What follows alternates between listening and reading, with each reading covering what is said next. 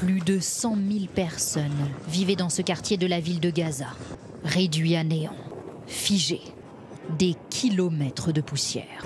Nous sommes embarqués avec l'armée israélienne. Seule façon de pouvoir entrer dans Gaza. Après les opérations militaires, opérations de communication dans cet avant-poste. Avec une arrière-pensée, nous montrer les efforts de ces soldats pour maintenir le cessez-le-feu. Ça y est, on arrive au bout du territoire contrôlé par Israël, à la ligne jaune. Elle s'étend un peu plus loin, au milieu des ruines. Depuis le cessez-le-feu, elle coupe Gaza en deux. À l'est où nous sommes, Israël contrôle le territoire. À l'ouest, en face, c'est le Hamas. Ici, pas de marqueur au sol, pas de signalisation. Même pour les soldats, c'est à vue de nez. Ce qui est très frappant, ce sont toutes ces munitions au sol. Et puis, dans les airs, le son des drones, comme un rappel que ce cessez-le-feu reste très fragile.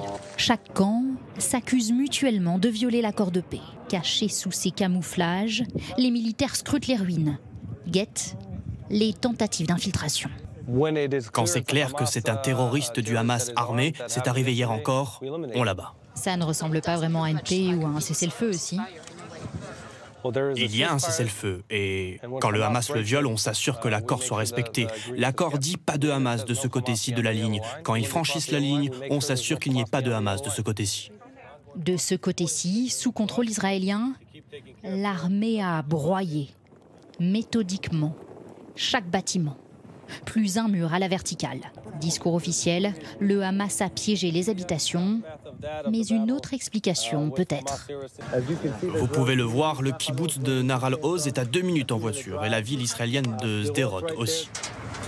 Le message est clair, raser pour se protéger d'une nouvelle attaque en Israël. Sur la route du retour des bulldozers, les destructions se poursuivent.